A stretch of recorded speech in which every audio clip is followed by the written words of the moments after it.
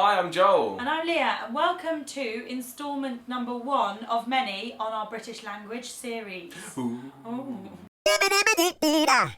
So before we start this video, don't forget to subscribe because we know that lots of new people are coming over to watch these British language videos, so you know what to do. So today we're going to be talking about British expressions. We've had a couple of comments from you guys asking us to just keep making more language videos, so we're not going to deny that. We're going to follow those orders. Yeah.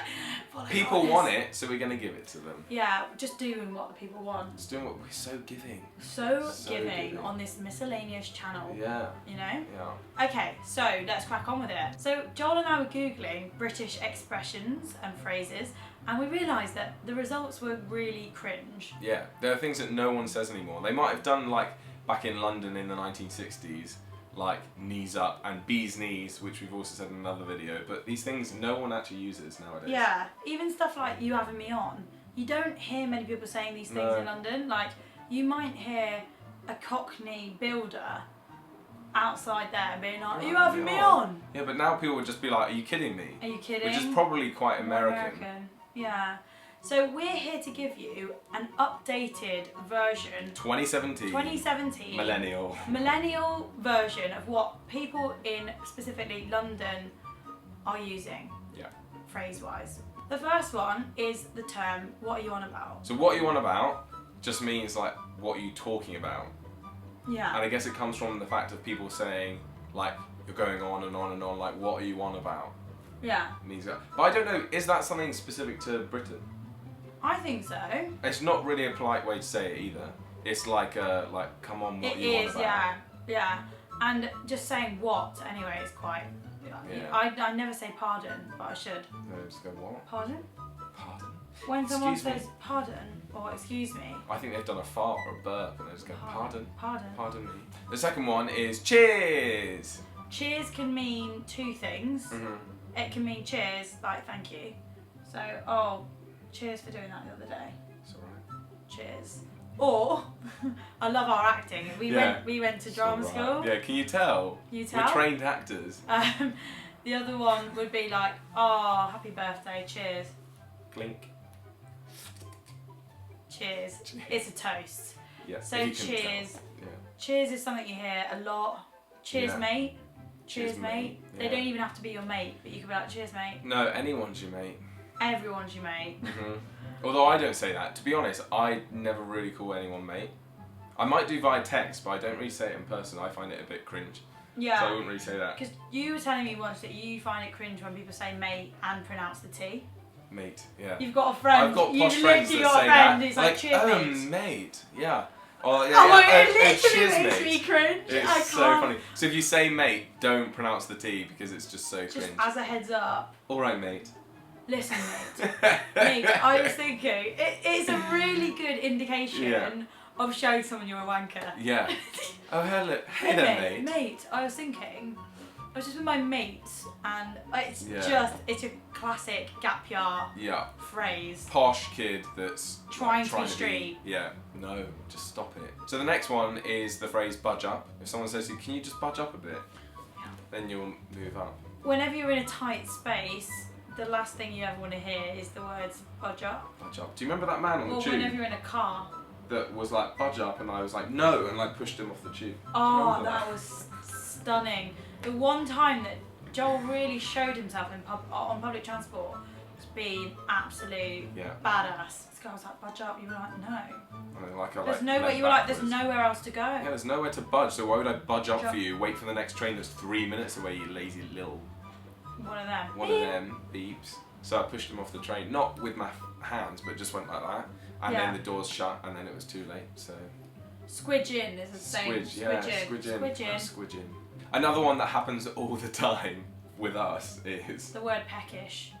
Peckish. To be peckish just means you're just a little bit hungry. Yeah, like you want to like snack on something, little something. But peckish can soon turn into ravishing. Oh, if it's definitely. if it's not Quite often treated. I'll feel peckish. I'll have something and then I'll like and then be you'll starving. annihilate a meal. Yeah. But we're always hungry, so we're always peckish. And if you start pecking, no one says that. I just wanted to share fuck with you. No one says that. So when you're hungry, guys, just tell people that you're pecking. You're really wanting a peck. I really want a peck. A peck's a little kiss. No, yeah. A peck is a kiss, and peckish means you're hungry for food. Yeah. Not for anything else. Anything else? Naughty. Like, if you're being polite and you're with people and you don't want to tell them that you're starving, you might go, I'm a little bit peckish. Yeah, in the hope that they'll go, I'm hungry as well. And you'll be like, oh, thank God, because I'm me starving. too. That's a very Joel and Leah thing to do. Definitely. Meet up and go, are you a bit peckish? You're like, I'm actually quite hungry. Are you? And I'm like, starving. The worst news that you could possibly hear is that you go, I'm peckish, and someone goes, I've just eaten. The worst. It's literally like there's nothing worse. Yeah. Or if you know they haven't eaten, you're like, I'm a bit peckish, are you? And they're like, no, I'm still full. And you're like, yeah, me too. Me too. Just kidding. Use peckish, it's a good word. Don't be afraid to tell people that you're peckish. Yeah. Lastly, the word skint. Again, encapsulates our whole lives. Yeah, there's a really great skint. Twitter account called Skint London that tells you loads of stuff to do under a tenner and free in London. So it's worth following though. Yeah. Skint just means poor. Need money. But skint, I feel like it doesn't mean poor all the time. It just I feel like it's like right now I'm skint. I've spent a lot of money. I'm skint. Yeah, I'm definitely. If you go into a council estate and there's lots of poor people, like genuine poor families, you wouldn't say, oh, they're skint. No. It's generally like, I don't have any money, I spent loads of money this week, my bank account is going down, but payday's coming. Skint means payday. Yeah, I feel like, don't you? Yeah, definitely. Skint is quite a middle class term. Yeah, you wouldn't describe poverty as being like, oh, they're all skint. No, like, you wouldn't say that. You would never say that. That's so true. Yeah, it is a very middle class thing. True. Like, I've got money. Also, like I say it all the time, I'm like, I'm so skint, but actually, I'm not. Like, I've got money in my bank account, but I just don't want to spend any more money. Oh, really? Yeah. No, I say it if I am skint. Oh, really? Like, last few weeks I've been moaning because I'm waiting for people to pay. I mean, I'm on minus 47p in my account today, You're so skint. I am skint. You are skint. But, because I know I'm being How paid did you this just week. pay for that? Overdraft. £8 meal. Overdraft. So I'll now be minus £8 or something. Minus £8 skint. Skint. That is, we're the definition of skint. Definition of skint and peckish. All the time. In the words of Joel Wood, I tweeted it the other day. My bank statement is just a menu. It is. Of places that he's eaten. Food. It is just a menu. I love that. That's brilliant. So like Leah said earlier, don't forget to subscribe. We post videos every week. And don't forget to leave us a comment because we do read them and Joel replies to all of them.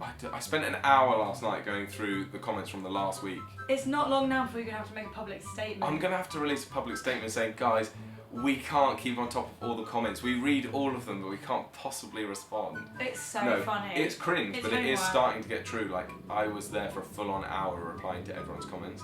Everyone. Yeah. Unless they were like really pointless comments, just like a smiley face. They'd be like, okay, cool.